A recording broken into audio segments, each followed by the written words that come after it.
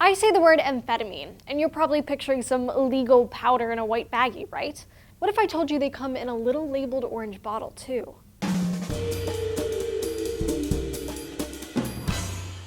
Hey guys, Julia here for DNews. You probably know of amphetamines in their popular form as medications for ADHD, like Ritalin and Vyvanse. But amphetamine use isn't a new phenomenon. Its usage can be traced back over a century. It was first synthesized in 1887 and used to treat asthma. But in World War II, soldiers on either side of the war took amphetamines to stay alert and be more efficient. Today, college kids cramming for tests and manual labors pop these pills for pretty much that same reason.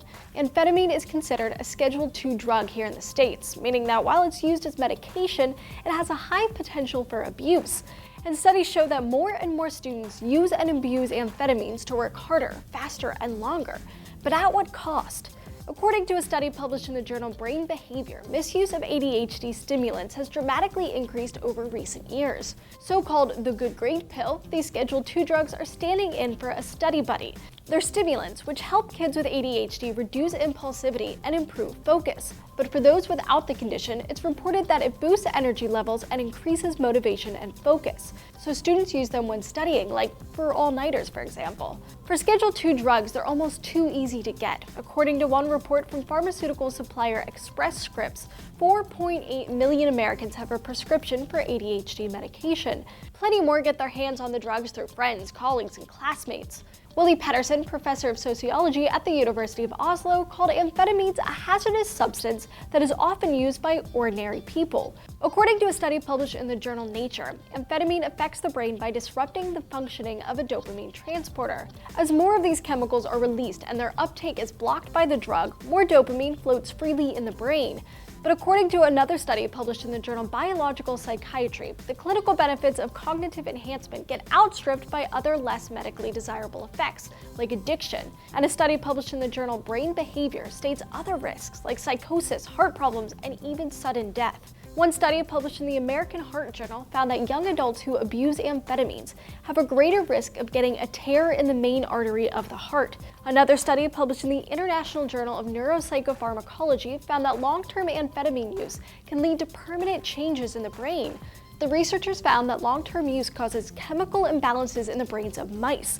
And imbalances of these brain chemicals like serotonin, dopamine, and norepinephrine are associated with mental health disorders like depression and addiction.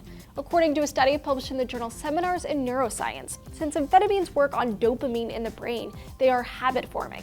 Addiction happens slowly as you build up a tolerance. People will have to use more of the drug to get the same cognitive boost. While doctors might prescribe doses as low as 10 milligrams of some drugs, some students take several doses in a row as high as 400 milligrams at one time, which can cause hallucinations, seizures, and often hospitalization.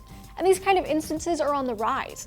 A 2013 report by the Federal Substance Abuse and Mental Health Services Administration says ER visits from non-medical use of these kind of drugs among young adults tripled from 2005 to 2011.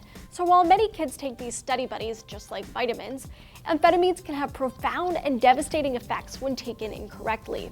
So if you feel like you're struggling in school, maybe talk to your doctor about it first instead of your locker mate. Think abusing amphetamines is cool? Guess who else used them? Nazis. Yeah, and ISIS. Not so cool now, eh? Head on over to TestTube News to learn more how amphetamines help soldiers deal with the chaos of war. Captagon, or its chemical name phenethylene, was actually once used to treat ADHD in children. What's more is that amphetamines like Captagon have been used throughout the 20th century by militaries on all sides. So besides amphetamine use, what are your study tips? Do you highlight? Do you put post-it notes in your book?